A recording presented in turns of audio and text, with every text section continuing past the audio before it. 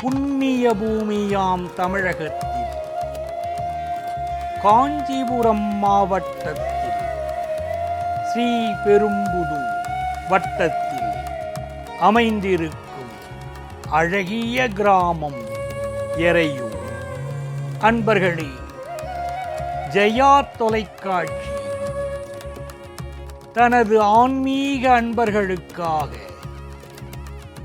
அருள் நேரம் நேரத்தில் இருள் நீக்கீஸ்வரர் திருக்கோயில் பெருமைகளை, இறைவனின் அற்புதங்களை ஆன்மீக அன்பர்களோடு பகிர்ந்து கொள்கிறது. எரியூர் என்பதே காலப்போக்கில் மருவி தற்பொழுது எறையூர் எனப்படுகிறது. மெய்தான் அரும்பி விதிர் விதிர்த்து உன் விரையார்களற்கு என் கைதான் தலை வைத்து கண்ணீர் ததும்பி வெதும்பி உள்ளம் பொய்தான் தவிர்ந்துன்னை போற்றி ஜெய ஜெய போற்றி என்னும் கைதான் நெகிழவிடேன் உடையாய் என்னை கண்டுகொள்ளேன். அன்பர்களே, நாம் வாழ்கின்ற வாழ்க்கையில் எப்பொழுது நிறைவு பெறுகிறோம் தெரியுமா? எப்பொழுது ஆன்மீகத்தை நமது மனம் உணர்கிறதோ அப்பொழுதுதான் உண்மையான நிறைவை இந்த வாழ்வில் நாம் பெறுகிறோம். எறையூர் பிரணவத்தலம். இந்த பிரணவத்தலத்தில் சூரியனை வலது கண்ணாகவும் சந்திரனை இடது கண்ணாகவும் கொண்டு பிரபஞ்சத்தின் இருள் நீக்கும் ஜோதி வடிவாக அருள்பாலிக்கிறார் இருள் நீக்கி. நமது வாழ்வின் அகையிருளை போக்க என்ன செய்ய வேண்டும்? புறையிருளை போக்க என்ன செய்ய வேண்டும்? வஞ்சம், சூது, ஆணவம், கண்மம், மாயை என்று எத்துணை துன்பங்கள் மனித வாழ்க்கையிலே நம்மை ஆட்டி படைக்கிறது. அந்த துன்பங்களிலிருந்து விடுபடுவது எப்படி? இருள் நீக்கியார், இருள் நீக்கீஸ்வரர். அவரை வழிபட்டால் துன்பங்கள் மறந்து. அன்பர்களே, இருள் நீக்கீஸ்வரர் இத்திருத்தலத்தில் தனது நாயகனான ஈசனை மனதில் இருத்தி பூரண பேரானந்தத்தோடு அமர்ந்த திருக்கோலத்தில் காட்சி தருகிறாள் அம்பிகை. அதனால்தான் இந்த அம்பிகைக்கு இன்பாம்பிகை என்ற திருநாமம். அழகே வடிவாய் காட்சி தருகிறாள் அன்னை. கோவூரை ஜோதி, கோமதி ஜோதி, கோமள ஜோதியே, நாவூரை ஜோதி, நவின்றிடு ஜோதி, நால்முக ஜோதியே என்று அன்னையே உன்னை ஆனந்தத்தோடு வழிபடுகிறோம். அன்னையை வழிபடுவோர்க்கு வாழ்க்கையில் குறைவுகள் ஏதுமில்லை, நிறைவுகள் நிறைய உண்டு.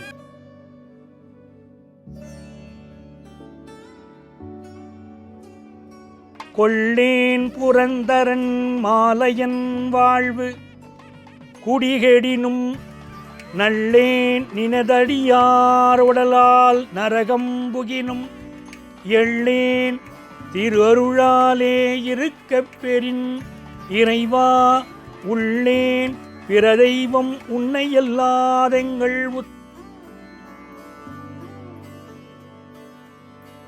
சூரியன் தன் இரு மனைவிகளான உஷா மற்றும் சாயாதேவியுடன் சிவபெருமானை தரிசித்து பூஜித்த தலம் இது.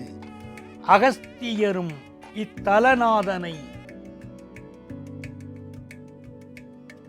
இத்திருத்தலத்தில் வினை தீர்க்கும் பாலச்சந்திர விநாயகர் அருள்பாலிக்கிறார்.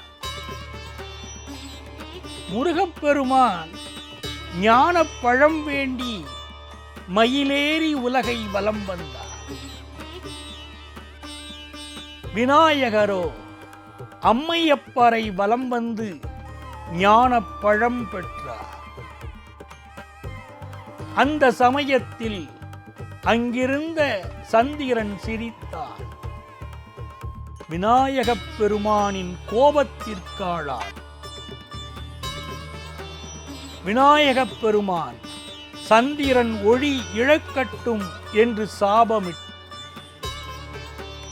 சந்திரன் வருத்தமடைந்தார்.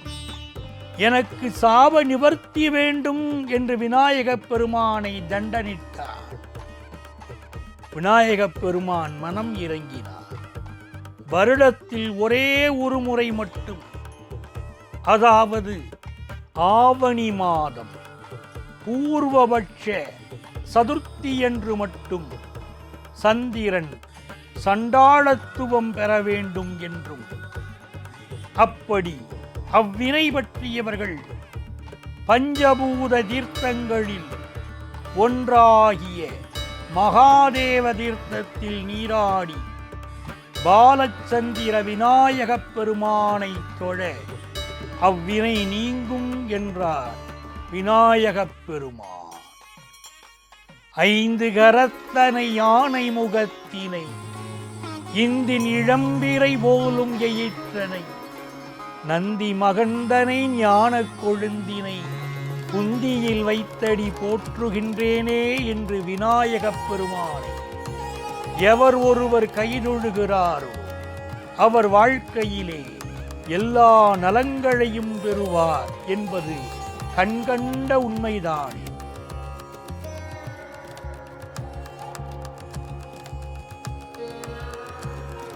தலத்திலே சிவதீர்த்தம், தற்பொழுது தேவன் ஏரி என்றும், பிரம்மதீர்த்தம் பூக்குளம் எனவும், விஷ்ணு தீர்த்தம் நீர்க்குளம் என்றும், ருத்ர தீர்த்தம் தேரடிக்குளம் என்றும், மகேஸ்வர தீர்த்தம் அல்லிக்குளம் என்றும் அழைக்கப்படுகின்றன.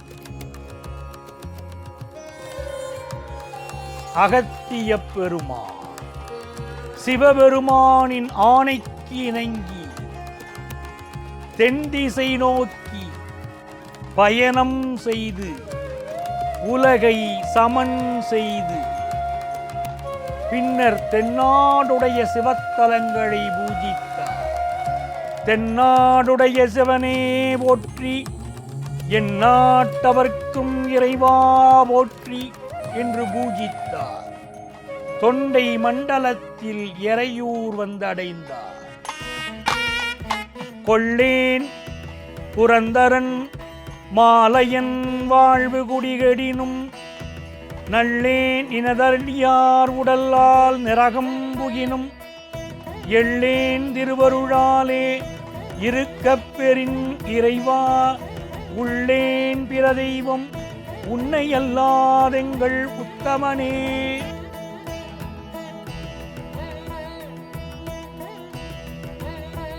அன்பர்களே, கடம்ப மரங்களின் நடுவே அமைந்திருந்த சிவலிங்கத்தை பயபக்தியுடன் பூஜித்தார் அகத்திய பெருமான். எறையூரை சுற்றிலும் சூரியனின் வெப்பத்தால் நீரற்று நிலம், வெளி, ஆகாயம், மண் அனைத்தும் வெப்பத்தால் தகித்தன. அந்த வெம்மை குறைய சிவனை வேண்டினார் அகத்தியர். சிவனின் ஆணைக்கிணங்க சூரியனும் சந்திரனும் ஒன்றாக இணைந்து அகத்தியர் முன் தோன்றியதால் அண்டம் இருளில் மூழ்கியது. சூரியனும் சந்திரனும் ஒன்றாக இணைவதுதான் அமாவாசை எனும் இருள் வடிவம்.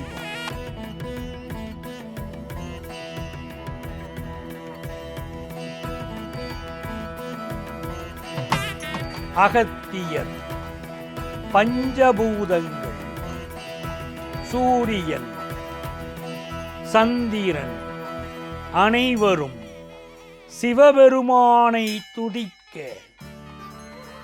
ஜோதி வடிவமாக இறைவன் காட்சியளித்தார், இருளை நீக்கினார். மகரமாகிய அக்னியை சோதி வடிவமான சிவபெருமானை தரிசிப்பதால் இத்தலமே ஓம் என்ற பிரணவத்தலமாக அமைந்துள்ளது. சந்திரன் சூரிய மண்டலத்தில் இரண்டாவதாக உள்ள கிரகமாக ஒளிர்கிறது என்றும் சிவபெருமான் அர்த்தமூர்த்த வடிவங்களில் சந்திரன் சிவபெருமானின் இடக்கண்ணாக விளங்கும் சிறப்பு எய்தினார் எனவும் கூறுகின்றன. சிவபெருமான் தன் சடையில் வளர்பிறை சந்திரனை சூடிக்கொண்டார் என்றும் இதிகாசங்கள் கூறுகின்றன. சப்த மாதர்கள் திருவருள் புரியும் இத்திருத்தலத்தில் பேசும் விழிகளோடு சிரித்த முகமாய் கழுத்தில் மணிகளுடன் முன்னங்காலை நீட்டி பின்னங்காலை மடக்கியபடி தெய்வீக பொலிவுடன் அமர்ந்து அழகாய் காட்சி தருகிறார் நந்திகேஸ்வரப் பெருமான். அன்பர்களே, நாடகத்தால் உன்னடியார் போல் நடித்து நான் நடுவே வீடகத்தே புகுந்திடுவான் மிக பெரிதும் விரைகின்றேன். ஆடகச் சீர்மணிக்குன்றே இடையிறா அன்பு உனக்கு என் ஊடகத்தே நின்றுருக தந்தருள் எம் உடையானே என்று அன்பர்கள் சிவபெருமானை தினம் தினம் வேண்டுகிறார்கள். அகத்தியப் பெருமான் காஞ்சியில் ஏகம்பநாதனையும் மற்றும் சிவ ஆலயங்களையும் தரிசித்து காமாட்சி அம்மனை தொழுது வணங்கி காஞ்சியில் எந்த சிவாலயத்திலும் அன்னை சன்னதி இல்லையே என்ற ஏக்கத்துடன் எறையூர் திருத்தலத்தை அடைந்தார். இறைவனிடம் வேண்டினார். இறைவன் இருள் நீக்கியார். அன்னை இன்பாம்பிகையுடன் காட்சியளித்தார் என்கிறது தலவரலாறு.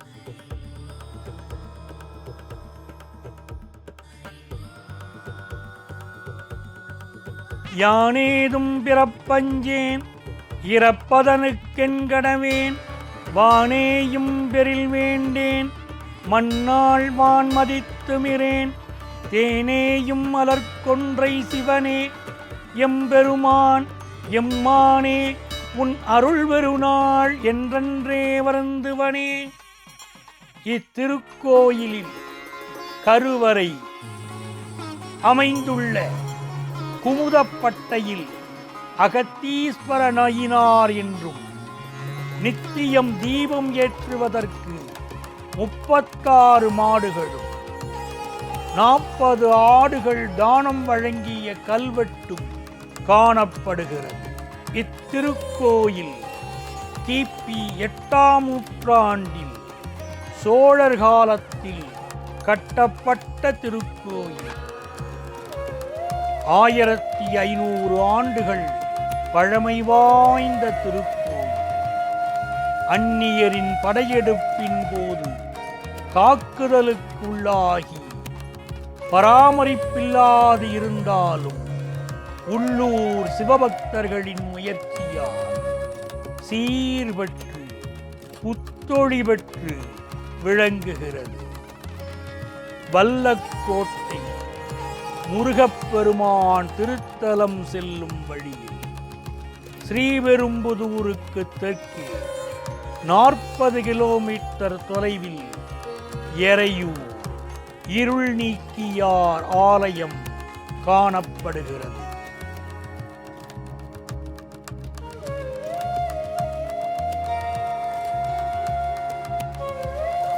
வானாகி மண்ணாகி வழியாகி ஒளியாகி ஊனாகி உயிராகி உண்மையும் இன்மையுமாய் கோனாகி யான் எனதென்றவரவரை கூத்தாட்டு வானாகி நின்றாயை என் சொல்லி வாழ்த்துவனே. ஜெயா தொலைக்காட்சி இருள் நீக்கீஸ்வரர் திருக்கோயிலே அதன் பெருமைகளை பக்தர்களோடு பகிர்ந்து கொண்டதற்கு மனம் நிறைவு கொள்கிறது.